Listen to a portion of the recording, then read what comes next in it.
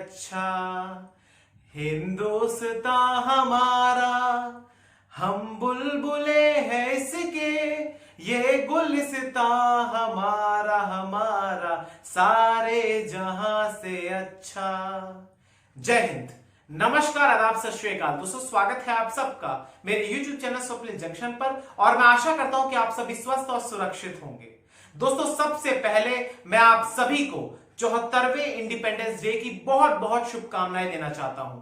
दोस्तों, 73 वर्ष बीत चुके हैं भारत को स्वतंत्र हुए। आज पूरा देश 73वीं वर्षगांठ मना रहा है स्वाधीनता दिवस की, स्वतंत्रता दिवस की। मैं एक बार फिर से आप सभी को इंडिपेंडेंस डे की बहुत बहुत शुभकामनाएं देना चाहता हूं, बहुत बहुत बधाई देना चाहता हूं। दोस्तों, आज के इस पावन अवसर पर, आज के इस शुभ अवसर पर मैंने कुछ पंक्तियां समर्पित करी हैं देश के नाम। मैं उम्मीद करूंगा दोस्तों कि आप सभी अपना बहुमूल्य समय में से थोड़ा सा समय मुझे जरूर देंगे ताकि आप ये कविता सुने और इस कविता के भाव को समझें, इस कविता में जो देश प्रेम है उसे समझें और इसी के साथ साथ एक प्रण भी लें जो कि हमें राष्ट्र के निर्माण के लिए जरूरी है। वो प्रण लेना इस कविता के माध्यम से मैं आपको बताऊंगा। तो चलिए दोस्तों, वीडियो में आगे बढ़ते हैं। विजय विश्व तिरंगा प्यारा, विजय विश्व तिरंगा प्यारा, भारत भाग्य विधाता हमारा, भारत भाग्य विधाता हमारा। सौभाग्य है हमारा कि स्वतंत्र है हम, सौभाग्य है हमारा कि स्वतंत्र है हम, सौभाग्य है हमारा कि स्वतंत्र है हम। भारत दुनिया में नहीं है किसी से कम, भारत दुनिया में नहीं है किसी से कम। अनेकता में एकता का शानदार गुलदस्ता है, अनेकता में एकता का शानदार गुलदस्ता है। हर दिल में यहां सिर्फ हिंदुस्तान बसता है, हर दिल में यहां सिर्फ हिंदुस्तान बसता है। चांद और मंगल पर भी हमने तिरंगा फहराया है, चांद और मंगल पर भी हमने तिरंगा फहराया है। भारत के ऊपर नापाक नजर रखने वालों को हमने हराया है, देश के ऊपर नापाक नजर रखने वालों को हमने हराया है। आजाद हैं हम, आजाद हैं हम, आजाद है हम। आत्मनिर्भर बनना है, आत्मनिर्भर बनना है। भारत को विश्व गुरु बनाने का सपना साकार करना है, भारत को विश्व गुरु बनाने का सपना साकार करना है। मत भूलना उन स्वतंत्रता सेनानियों को कभी, मत भूलना उन स्वतंत्रता सेनानियों को कभी, उनके पराक्रम को, उनकी कुर्बानियों को कभी, उनके पराक्रम को, उनकी कुर्बानियों को कभी। स्वाधीनता की हर प्रभात, स्वाधीनता की हर प्रभात हमारे ऊपर उनका कर्ज है, स्वतंत्रता की हर प्रभात हमारे ऊपर उनका कर्ज है। ये जो स्वाधीनता की आज हम लोग पावन बेला में जी रहे हैं, ये केवल और केवल उन वीर आत्माओं के परिणाम, उनके बलिदान के कारण आज हुआ है और आज उन्हें हर रोज हमें स्मरण करना है, हर रोज हमें स्मरण करना है। ये हमारा फर्ज है, ये हमारा फर्ज है। भारत भाग्य विधाता है, विजय विश्व तिरंगा सबसे प्यारा है। यह आजादी दोस्तों हमें उन तमाम विदेशी आतताइयों की स्वेच्छा से नहीं मिली है, बल्कि इसके लिए कई वर्षों की तपस्या लगी है। इसके लिए न जाने कितनी माओ ने अपने बेटों को कुर्बान कर दिया, उनकी कोख सूनी पड़ गई। उन वीर माओ को भी आज नमन करने का दिन है। ना जाने कितनी पत्नियों ने अपने पतियों का बलिदान दिया, ना जाने कितनी बहनों ने अपने भाइयों का बलिदान किया। इसके अलावा ना जाने कितने बूढ़े के घर का चिराग भी कुर्बान हो गया ताकि इस देश को स्वतंत्रता मिल सके, ताकि आने वाली पीढ़ी हवा में सांस ले सके। अंग्रेजी हुकूमत के आगे हमारे उन वीरों ने कभी अपने घुटने नहीं टेके। इसीलिए आज प्रत्येक भारतवासी का ये फर्ज है, प्रत्येक भारतवासी का ये कर्तव्य है कि अगर हमें ये देश मिला है, अगर ये विभाजन के बाद हमें नया भारत मिला है, तो उसके बाद हमारा ये दायित्व है। अगर हम अपने अधिकारों की मांग करते हैं तो हमें अपने दायित्वों को भी समझना होगा, हमें तमाम चीजों का पालन करना होगा जो हमारे देश को एक नए पथ पर अग्रसर करे। हमें लगातार ऐसी चीजों को करते रहना होगा जिससे हमारे देश का जो विकास की यात्रा है उसमें लगातार आगे बढ़ता है। हमें अपने देश को भी विश्व गुरु बनाना है। हमारे देश की सबसे बड़ी ताकत आप और हम जैसे युवा हैं। हमें युवाओं को आत्मनिर्भर बनाना है, हमें युवाओं को स्वरोजगार देने वाला बनाना आत्मनिर्भर बनाना है, सशक्त बनाना है। हमें हमारी देश की महिलाओं को भी सशक्त बनाना है, उन्हें भी आत्मनिर्भर बनाना है। इसके अलावा हमें अपने देश के भीतर स्वास्थ्य सेवाओं को भी उच्चतम श्रेणी का बनाना है, क्योंकि कोरोना का संकट इस समय चल रहा है। और इसी के साथ साथ जब कोरोना का जिक्र हुआ तो हमें उन तमाम फ्रंट लाइन वॉरियर्स का भी सम्मान करना है, जो कि इस समय पहली पंक्ति में तैनात है, देश की रक्षा के लिए देश के भीतर तैनात है, ताकि आपकी सेवा करें, आपकी रक्षा करें। उन तमाम डॉक्टर्स को, नर्सेस को, स्वास्थ्य कर्मचारियों को, सफाई कर्मचारियों को, पुलिस के कर्मियों को, सैनिकों को, हमारे सुरक्षा बलों के तमाम जवानों को भी शत शत नमन है। इसके अलावा आज ही नहीं बल्कि हमें हर रोज ये पावन सुबह मिलती है जिसमें गुलामी नहीं है, वहां पर हमें धन्यवाद करना है उन महापुरुषों का, उनको नमन करना है, उन्हें श्रद्धांजलि भी अर्पित करनी है, जिन्होंने इस देश की आन बान और शान के लिए अपना सर्वस्व न्यौछावर कर दिया, सर्वोच्च बलिदान दिया। दोस्तों, मैं जानता हूं कि इस देश के भीतर गरीबी है, इस देश के भीतर बेरोजगारी की समस्या है, अशिक्षा की समस्या है, स्वास्थ्य तंत्र बिगड़ चुका है, कमजोर है। इसके अलावा तंत्र जो हमारा है, सिस्टम जो है, हम सब की उससे कभी ना कभी शिकायत रहती है, और भ्रष्टाचार भी इस देश में अनलिमिटेड है। लेकिन उसे ठीक भी हम और आप जैसे लोग ही करेंगे।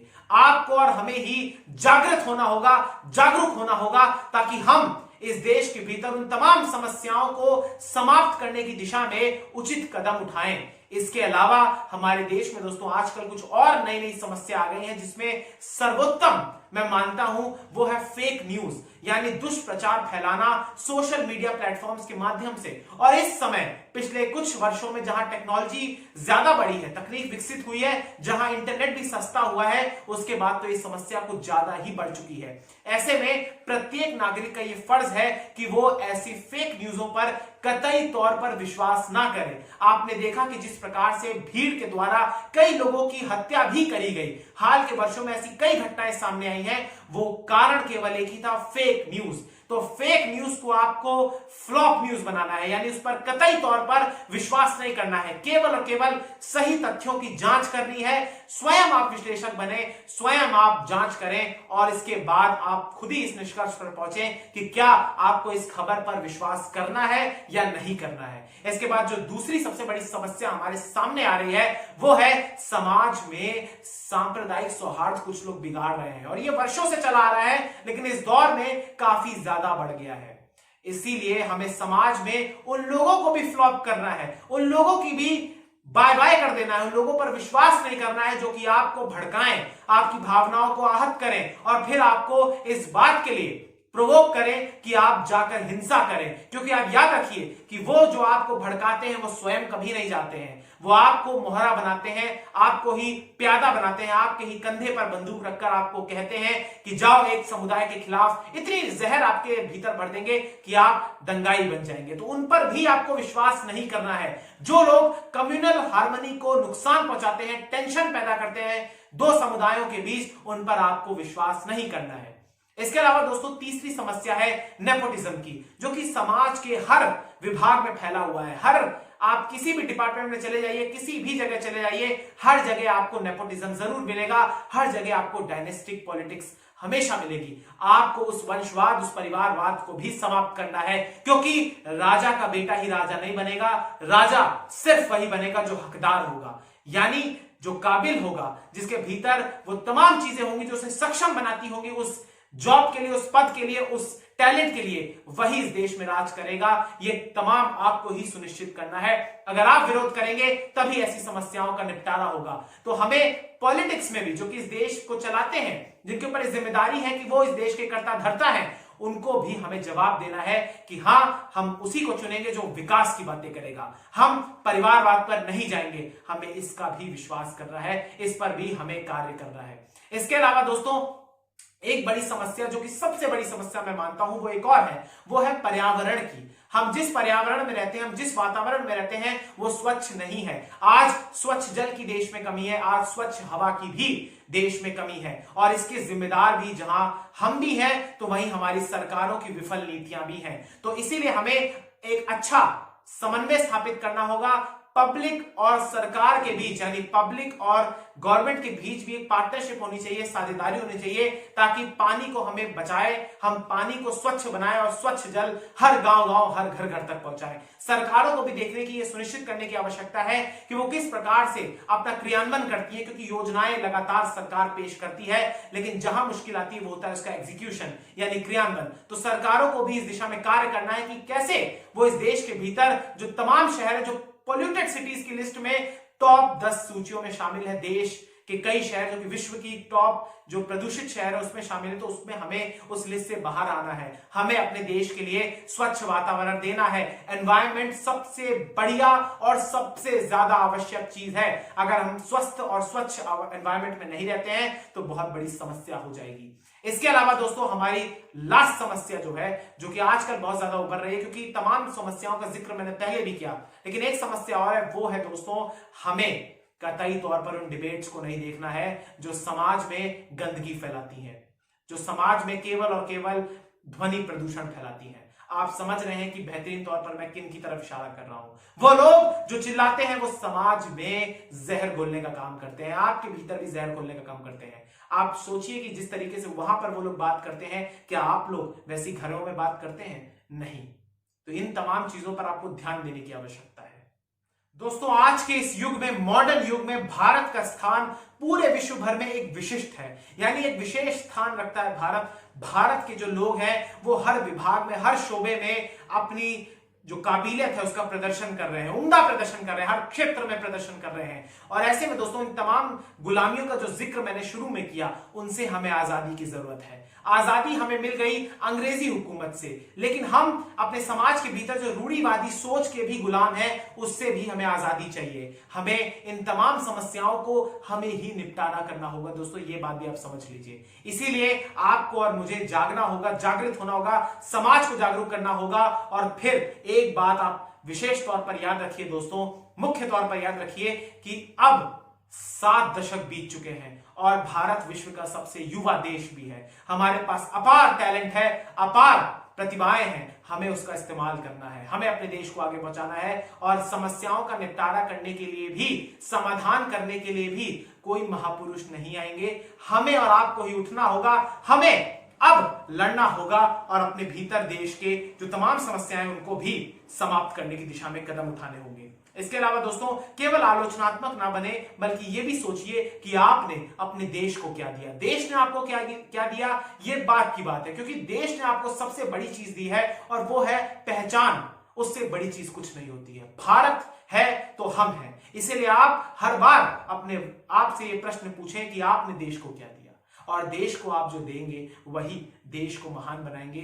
देश के संसाधनों की रिस्पेक्ट करें, देश के महापुरुषों की रिस्पेक्ट करें, देश के सार्वजनिक स्थानों की भी रिस्पेक्ट करें। आपको हर चीज की रिस्पेक्ट करनी है, आपको अपनी स्वतंत्रता की भी रिस्पेक्ट करनी है और सामने वाले की भी स्वतंत्रता की रिस्पेक्ट करनी है। बहुत बहुत शुक्रिया दोस्तों।